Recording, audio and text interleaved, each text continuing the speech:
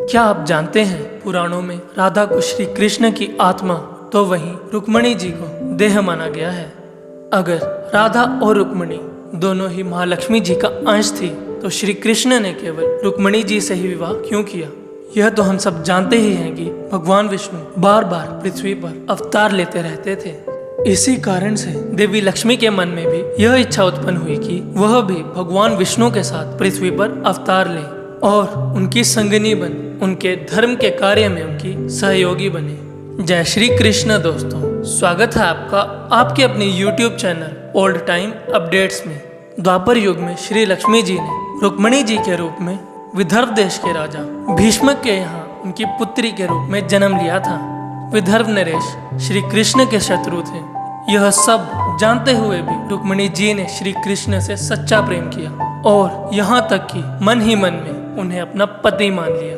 जब रुक्मणी के बड़े भाई रुक्मी ने जबरदस्ती उनका विवाह शिशुपाल से करवाना चाहा, तब रुक्मणी ने केवल श्री कृष्ण को एक चिट्ठी लिखी जिसमें वो यह बताती हैं, मैं केवल आपको ही अपना पति मानती हूँ। उन्होंने पत्र में इस बात का भी उल्लेख किया था कि किस दिन उनका विवाह होने वाला है और वे उसी तिथि के अनुसार बलपूर्वक नगर में आए और उनसे विवाह करें, अन्यथा वे अपने प्राण त्याग देंगी। कृष्णा किस प्रकार विवाह करेंगे, कैसे रुक्मणी से मिलकर उनका हरण करेंगे, यह सारी योजना, यह सारी बातें रुक्मणी देवी पत्र में बता चुकी थी।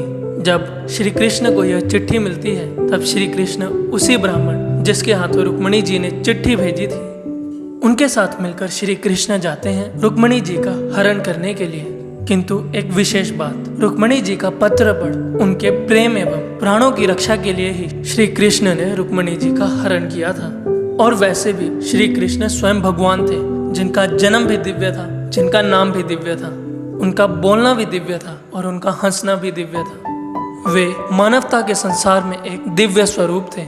यह पृथ्वी भी उनकी थी और इस पृथ्वी का कण कण भी वही थे। तो हम तो कौन ही होते हैं जो श्री कृष्ण पर सवाल उठाएं और यह चयन करें कि जो श्री कृष्ण ने किया वो धर्म था या अधर्म। जिन्होंने स्वयं सारी सृष्टि को धर्म का ज्ञान दिया, उन्हीं के कार्यों को सही या गलत कहने वाले हम कौन होते हैं? अब बात करते हैं कि श्री कृष्ण ने राधा से विवाह क्यों नहीं किया। तो दोस्तों, इसका उत्तर है श्रीधामा के श्राप और आयान के पिछले जन्म के पुण्यों के कारण राधा जी को आयान से विवाह करना पड़ा था।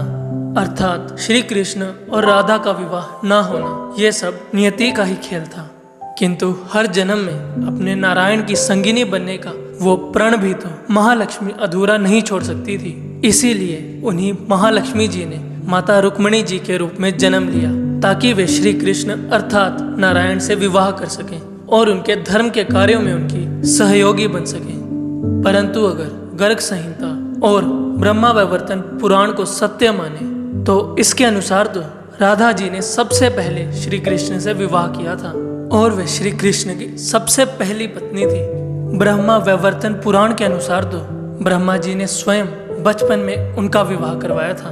कुछ मत ऐसा कहते हैं कि राधा जी ने स्वयं ही श्री कृष्ण से विवाह करने से इनकार कर दिया था, क्योंकि राधा एक ग्वालन थी और कंस का वध करने के पश्चात श्री कृष्ण राजकुमार बन गए थे और प्रजागण किसी राजकुमारी को ही श्री कृष्ण की संगिनी के रूप में देखना चाहते थे।